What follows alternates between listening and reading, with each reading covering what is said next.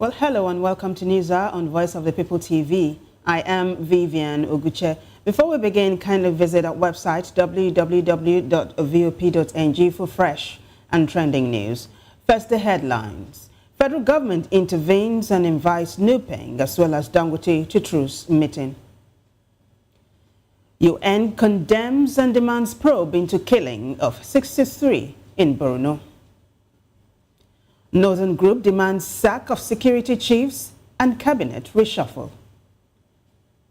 INC alleges injustice in non-harmonization of PIA Solid Minerals Acts. Corruption in Nigeria systemic, democratized, Ezekwesili says. And DSS asks X to remove Showare's tweet against Tinubu, deactivate account. On the foreign scene, UN says time too short to stop famine spreading in Gaza. In business news, federal government unveils post-harvest system transformation initiative. Well, in sports news, injury knocks Osimhen out of Nigeria-South Africa qualifier.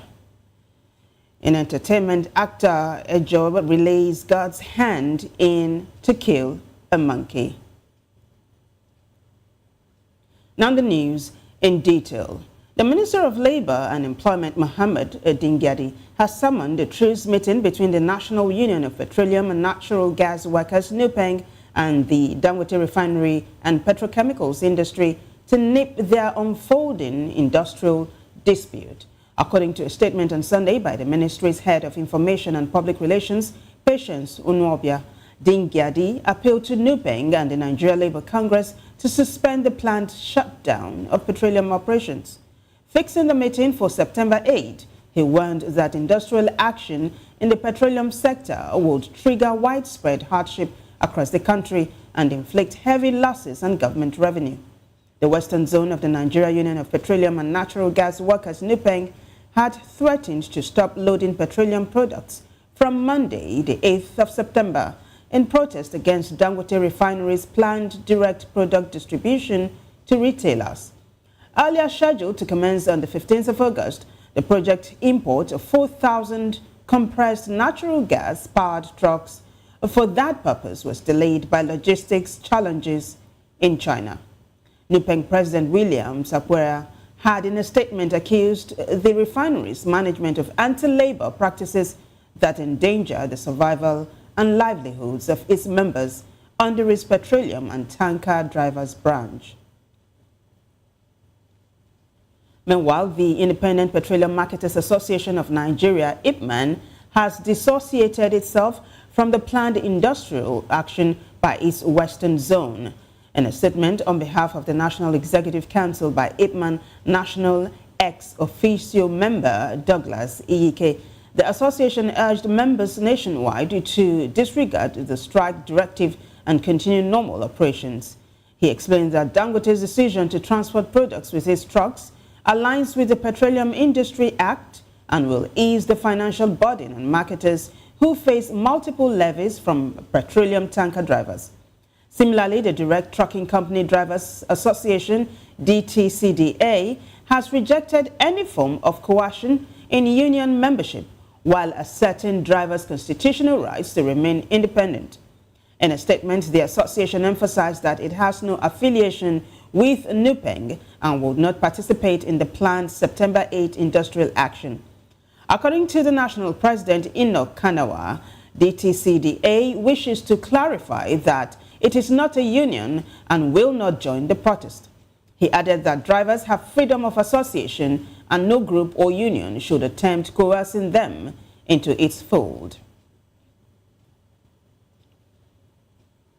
Away from the planned strike now, the United Nations has condemned the attack in Borno State, in which 63 persons, including 5 military personnel, were killed by suspected Boko Haram terrorists. Reacting to the development, the UN humanitarian coordinator, Mohammed Fall, called on the Nigerian authorities to arrest and prosecute the perpetrators of the fresh attack on Dara Jamal, a community along the Bama Banki Road in the Sambisa forest. The terrorists were said to have also burned down over 20 houses, vehicles, foodstuff, and other valuables belonging to the resettled internally displaced persons, IDPs. In a statement, the UN humanitarian coordinator said he was deeply appalled by the reported killings, with the casualty numbers still expected to change as more information becomes available.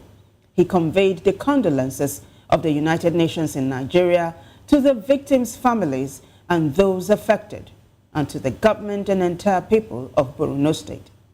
He further called on parties to the conflict to protect civilians and their property and adhere to international humanitarian and human rights law, stating that civilians should never be targets.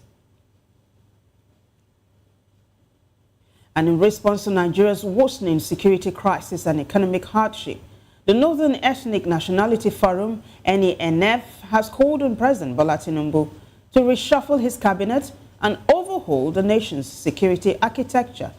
In a statement by the NENF convener Dominic Alancha, the coalition of socio-cultural and political leaders from the 19 northern states demanded urgent and transformative action following what it called the region's painful condition. NENF said it was dissatisfied with what it called glaring underperformance by several ministers, warning that the current cabinet lacks both competence and political capital to effectively drive the government's renewed hope agenda. Therefore, President Tinubu should immediately dissolve and reshuffle the Federal Executive Council, replacing underperforming ministers with individuals of proven integrity, exceptional capability, and significant political influence, it said. On insecurity, NENF lamented that banditry, terrorism, and kidnapping have crippled farming, commerce, and transportation across the states. It then demanded the immediate dismissal of the security and service chiefs, as well as the appointment of a new military leadership with a clear and result-driven mandate, stating that the incumbent have failed to, in spite of enormous resources at their disposal, to secure the nation. And now the Ijaw National Congress, INC, has decried a systemic injustice against the people of the Niger Delta region, the Non-Harmonization of the Petroleum Industry Act, PIA 2021, with the Solid Minerals Act. INC Global President Professor Benjamin Okaba told newsmen in Abuja that the INC was compelled to address the issue in view of the discriminatory disparity between the governance acts of the two sectors. According to him, a comparative analysis showed a deliberate and calculated legislative framework designed to militarize, plunder, and marginalize the Niger Delta while affording other regions a gentle, more equitable regime for their resources. Okaba explained that when read side by side, the PIA Act 2021 and the Mining Act 2007 show that Nigeria operates a two-tiered system of resource justice. He listed the disparities to include host community benefits, policy area, environmental remediation, security approach, resource control, and revenue allocation, adding that a legislative harmonization of both acts is imperative.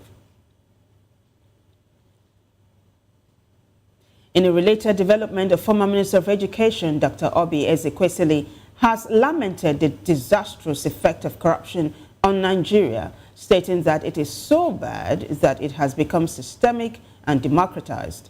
Ezekwesili spoke in Lagos at the inauguration of the Citadel School of Government, CSG, and induction of the pioneer class of its advanced diploma in public leadership and statecraft, describing corruption as a corrosive cancer that has derailed generations. She criticized those who are comfortable with Nigeria's shortcomings, stating that Nigeria has no reason to fail. She explained that when she sees people who are comfortable with the country's failures, she knows she has no meeting point with them. According to Ezekwesili, corruption corrodes.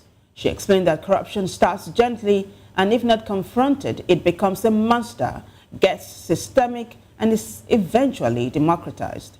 She warned the inductees that the maxim, if you can't beat them, join them, is how generations are derailed for a mess of pottage, adding that they must not wear their diplomas as mere badges of status, but as a call to lead with integrity.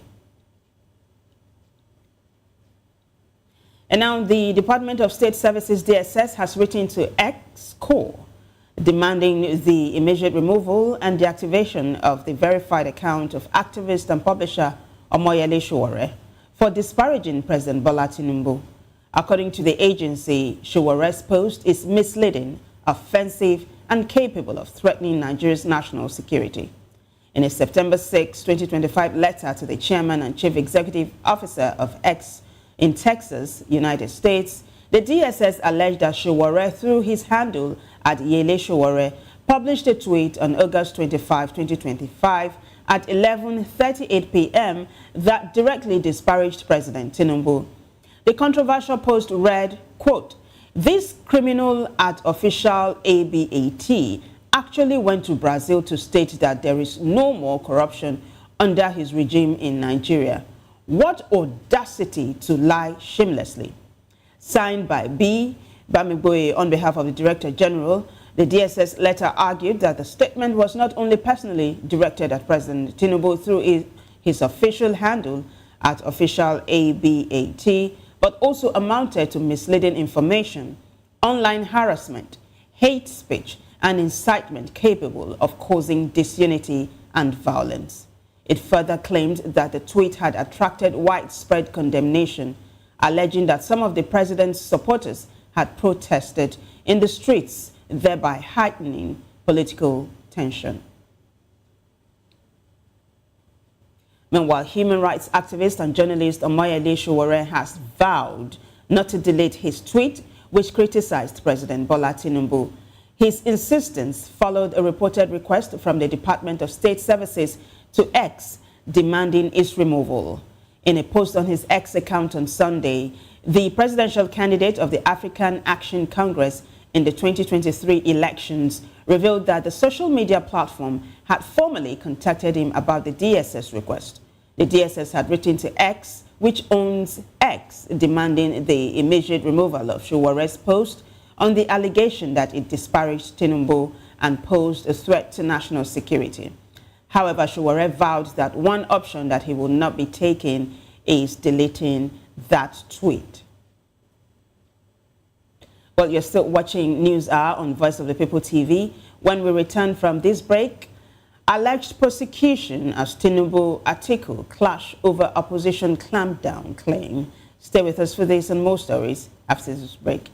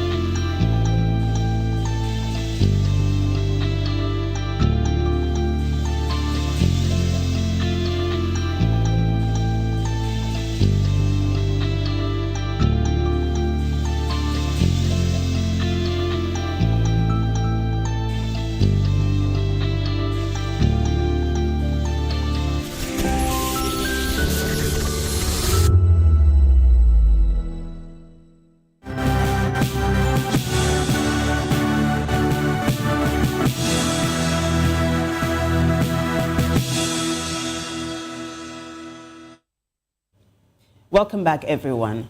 Now, former Vice President Atiku Abubakar has accused President Bola Tinubu of calculated assault on opposition leaders across the country, stating that he uses repressive tactics to stifle the opposition ahead of the 2027 elections. Atiku had cited the police invitation to the former governor of Kaduna State, Nasir El-Rufai, and the attacks on some opposition figures as part of a broader move to weaken parties that could challenge the ruling All Progressives Congress, APC, in the 2027 polls. According to his special assistant on media, Abdul Rashid Sharada, Sharada quoted Atiku as saying that from the attack on a former Minister of Justice in Kebbi State, where the African Democratic Congress supporters were brutalized, to the disruption of an elders' security meeting in Katsina led by Usman Bugaji, it was obvious that the government was encouraging political thuggery. However, presidential spokesperson Abdulaziz insisted that there was no government-backed clampdown on opposition. He explained that El Rufai's police invitation followed the statements he made at the Kaduna event and reports of armed supporters in attendance, adding that the government has no hand in the Kebbi and Katsina incidents. We're still on politics. Leaders of the People's Democratic Party, PDP, in southern Nigeria have agreed a sharing formula for the 11 party positions zoned to the area ahead of the November National Convention in Ibadan, Oyo State.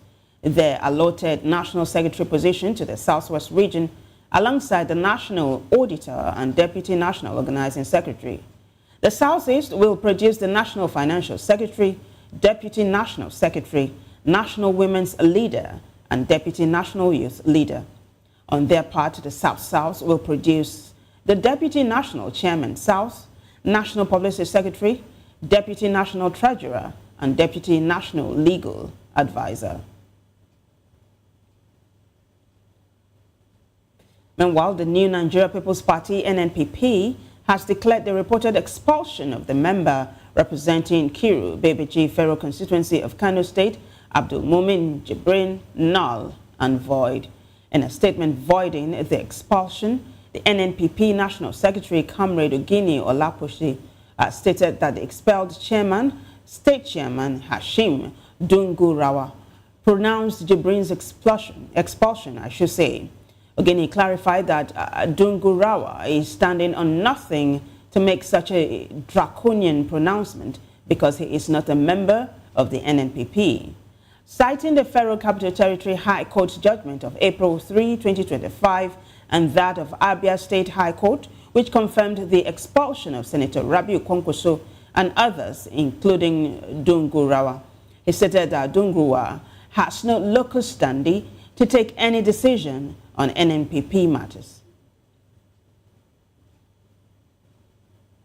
Over now to Ondo State, where Governor Lucky Aiyedatiwa has vowed to ensure justice for the over 40 worshippers killed in the June 5, 2022 terrorist attack on St. Francis Catholic Church, Owo.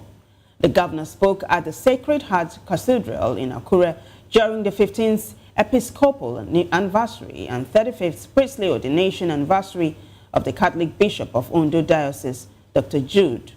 Lamenting the many survivors still bear the scars of the attack, he urged citizens to stand together against terror and other forms of criminalities as the government continues to seek justice for them.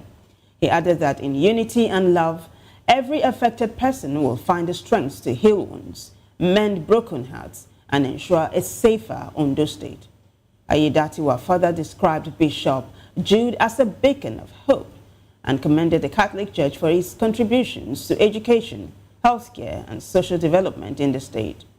On his part, the bishop thanked the government and people for returning missionary schools to the church, assuring that they would remain committed to quality education and moral development. Well, coming up after this break, a world report, business, sports, and entertainment stories. Stay with us.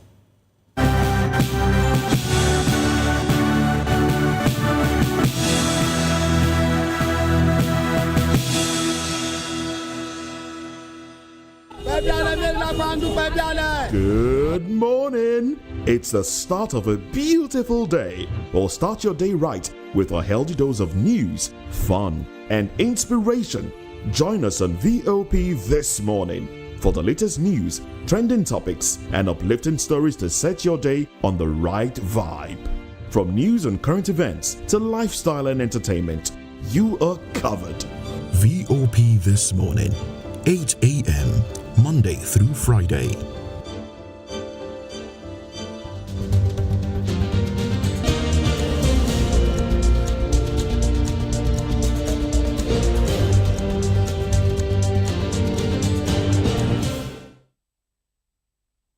And now the Director General of the World Health Organization, WHO, Tedros Ghebreyesus, has warned that Sudan is facing a catastrophic hunger crisis, with famine already confirmed in parts of the country. He wrote on X that Sudan is facing a hunger crisis, with famine conditions confirmed in parts of the country, adding that this year alone, over 770,000 children are expected to suffer from severe acute malnutrition. According to him, the situation is especially severe in the region of North Darfur, where the city of El Fasher has been under siege for over 500 days. The WHO chief called for the immediate opening of safe, unimpeded humanitarian access to El Fasher to meet the mounting health needs and save lives. Ghebreyesus stated that WHO is supporting 142 centers that have treated over 20,000 severely malnourished children in Sudan this year. He further explained that at the same time, the country is facing a severe cholera outbreak which has spread to all 18 states with over 105,000 cases and 2,600 deaths. Fighting between Sudan's army and the paramilitary rapid support forces continues to devastate the country, particularly in El Fasher, a city considered the humanitarian hub for all 5 Darfur states. In another humanitarian crisis situation, a top United Nations official has warned that there is only a narrow window to prevent famine from spreading further in Gaza. He urged Israel to allow unimpeded aid delivery as its forces intensify a new offensive in Gaza City.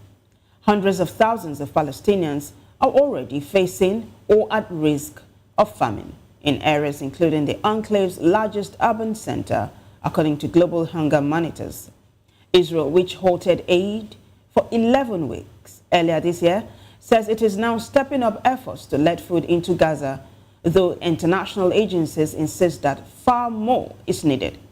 According to UN Aid Chief Tom Fletcher, there was only until the end of September to avert famine in Deir al-Balah in central Gaza and Khan Yunis in the south, and that window is now closing fast. Now, Russia's largest overnight air attack of the war set the main Ukrainian government building in Kyiv on fire and left 3 people dead, including an infant whose body was pulled from the rubble, Ukrainian officials said. Ukrainian Prime Minister Yulia Svyridenko said on the Telegram messaging app that for the first time, the government building was damaged by an enemy strike in its roof and upper floors. According to reports, the top floor of the main building of the Ukrainian government, located in the historic Peshchitsky district, was burning, with thick smoke rising into the clear blue sky just after sunrise. Ukraine's Air Force said on Telegram that Russia launched 805 drones and 13 missiles into the country overnight, with Ukrainian defense units downing 751 drones and 4 missiles. It was the highest number of drones Russia has used to attack its neighbor since Moscow launched its full-scale invasion of Ukraine in February 2022. Putin has said he is ready to end war with Ukraine by force, if not by talks.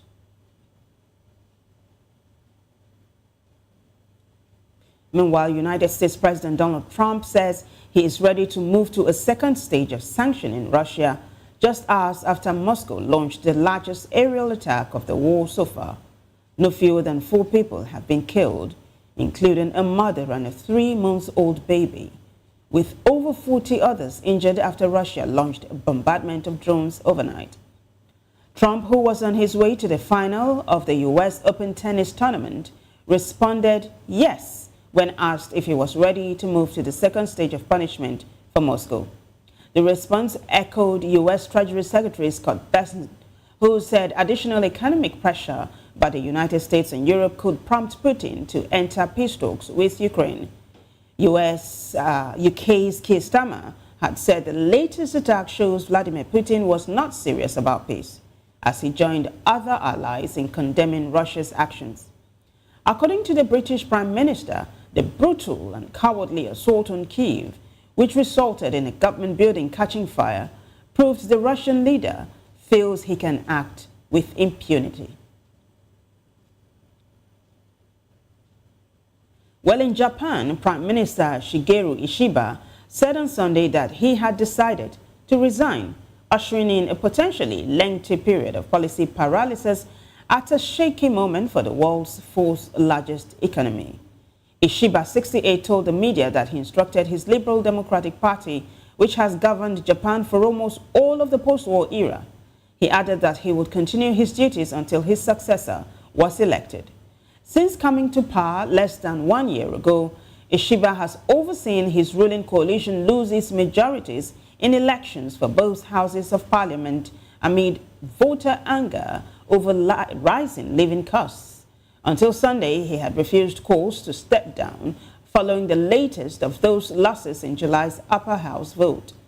Instead, he had focused on ironing out details of a trade deal with the United States and President Donald Trump's tariffs, which have roiled Japan's critical automotive industry and cast a shadow over weak growth. In business news, an initiative to reduce produce losses through a resilient, efficient, and inclusive post-harvest handling and storage system has been unveiled by the federal government. Known as the Nigeria Post-Harvest Systems Transformation Program, the initiative was unveiled by the Minister of Agriculture and Food Security, Abubakar Kyari, at the Nigeria Legacy Program in Dakar, Senegal. Disclosing this on Sunday, the ministry's head of the Information Department, Iziaja Ikemefuna, quoted Kyari to say that the program would eradicate poverty, attain food and nutrition security and economic growth, and reduce post-harvest losses. According to him, the program will focus on household storage technologies, community-level warehouses, cold rooms, and strategic national silos managed through public-private partnerships, among others. The minister further stated that the initiative would create robust investment in the storage value chain in terms of processing, preservation, packaging, marketing, climate-smart metal silos, among others. More so, it will unlock private sector investment, strengthen market confidence, and expand storage infrastructure, while also improving agricultural exports, nutrition, household sales, job opportunities, and stronger income for farmers, he stated. And away from that report, the board of the Nigeria Customs Service, NCS, has approved a formal de minimis threshold of $300 for low-value consignments imported via express shipments and passenger baggage, effective from September 8, 2025. According to the NCS, the minimis threshold is the value below which imported goods are exempt from payment of customs duties and relaxed taxes, as established by the national legislation. The board explained that the move is intended to simplify clearance, boost e-commerce, and reduce delays at ports and entry points. According to a statement on Sunday by the National Public Relations Officer, Abdullahi Maywada, the statement disclosed that under the new rule, goods valued at $300 or less, provided they are not prohibited or restricted items, will be exempt from customs duties and related taxes. The exemption, which will apply to low-value imports, e-commerce consignments, and passenger baggage, is limited to 4 importations per person per year.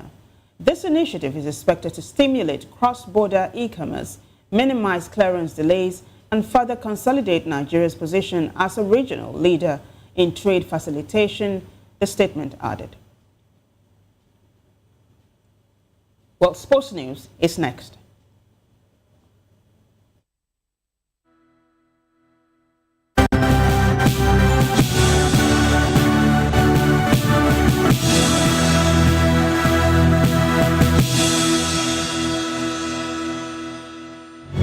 encourage you to click on the like button and subscribe to our YouTube channel. We are Voice of the People TV. Also follow us on all our social media platforms. We are at VOP TV Live. Visit our website www.vop.ng for fresh and trending news. Also watch us live on SLTV channel 264. VOP TV, Voice of the People Television.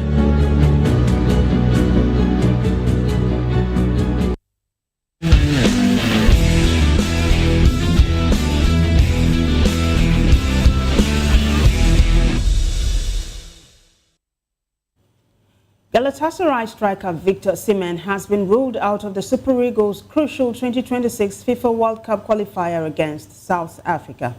Osimhen was forced off in the first half of Saturday's 1-0 win over Rwanda in Uyo, Akwa Ibom State. However, the team doctor has confirmed that he suffered a bruise on his shin rather than the initially feared ankle problem.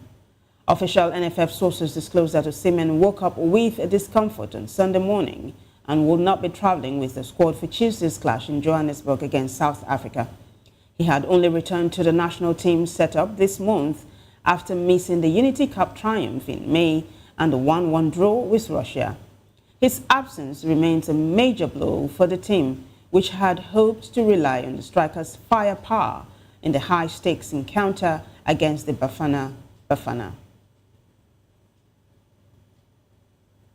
Meanwhile, the Federation of International Football Associations, FIFA, has confirmed the appointment of Gabonese referee Pierre Atcho as center referee for the high-stake clash between Nigeria's Super Eagles and South Africa's Bafana Bafana in Bloemfontein. The showdown, billed for Tuesday, will be played at the Toyota Stadium on March Day 8 of the African Qualification Series. FIFA stated that Atcho's countrymen Boris Zizoga, Amos Ndong, and Craig Mukagni will be assistant referee 1, 2, and 4th official, respectively, according to a statement on the Nigerian Football Federation website. It added that Olivier Kabene from the Democratic Republic of Congo will serve as referee assessor, while Ugandan Mike Letty will be the commissioner. The Bloemfontein clash is one of the pivotal fixtures of the qualification race, with Nigeria and South Africa desperate to secure maximum points. Atcho, who has handled several CAF Champions League fixtures, is expected to bring calm and neutrality to the fiery contest. In another development, FIFA has confirmed a change in the international windows, reducing homing from 4 to 3 windows. Homing international windows currently being observed in September, October, November, and March are said to result in pauses to the domestic season for at least the top 2 divisions and some League One clubs. However, FIFA explained that the review aimed to reduce disruptions to the domestic season. While the November and March windows maintain their current length, the first break will now run from September 21 to October 6 and include up to 4 international fixtures for each nation. The move will likely please clubs as the current first pause comes just one couple of weeks into the new Premier League campaign, when some clubs are still struggling to establish some momentum. The change should also suit international teams who often find it difficult to get back into rhythm after so long without playing as a team. Well, in entertainment news, actor Michael Ejo has linked the successful production and reception of the movie To Kill a Monkey to God's overwhelming intervention that kept him from quitting. Recalling how doubt had set in earlier, the actor disclosed in an interview that a friend encouraged him to trust God for success, which he did. He added that what God eventually did through the film was simply overwhelming. According to him, his role as Inspector Onome looks destined and gave him his name, Onome, meaning my own. Therefore, he felt that he was destined to play the role. More so, he revealed further inspiration when, alongside hundreds of others, he had arrived at the venue at 3 a.m. ahead of the 9 a.m. schedule. Against this background, he felt a duty not to disappoint others who also earned a place in the show. He noted that having emerged through that process with possibly the most prominent role, he knew he had to prove that opportunity could meet talent, which ultimately happened. Meanwhile, he commended veteran actress Bimbo Akintola, whom he described as a mentor and motivator who loves encouraging and carrying her people along. And now the Chief Executive Officer of Nigerians in Diaspora Commission, NIDCAM, Abike Dabiri-Erewa, has commended Nigerian international broadcaster and producer Bolaho Makjob for the global success of his film, Ireke. In a statement by NIDCAM spokesperson Abdul Rahman Balogun, Dabiri-Erewa said it was a remarkable milestone for Nigeria, noting that the movie Rise of the Maroons has set multiple international records for a Nigerian local language film. The epic, which told the story of African slave rebellion in the Caribbean, has been acclaimed for bringing often neglected African and Nigerian history to a global audience. Dabiri-Erewa said the movie has transcended diaspora viewership, captivating Caribbean communities, white British audiences, and international film lovers across various regions. She further commended the film's outstanding viewership, describing the movie and the actor as a multi-talented creative whose roots and training in Abeokuta, Ogun State, remained central to his success. The NIDCAM chief further noted that the actor has consistently used his skills to promote Nigeria's image abroad while supporting talent development at home through training initiatives and donations. And that wraps it up for us, the news hour. But before we go, a quick look at the headlines. Federal government intervenes, invites Nupeng and Dangote to Truce meeting. UN condemns and demands probe into killing of 63 in Borno. Northern Group demands sack of security chiefs, as well as cabinet reshuffle. INC alleges injustice in non-harmonization of PIA and Solid Minerals Acts. Corruption in Nigeria is systemic and democratized, Ezekwesili says. And DSS asks X to remove Showare's tweet against Tinubu and deactivate his account.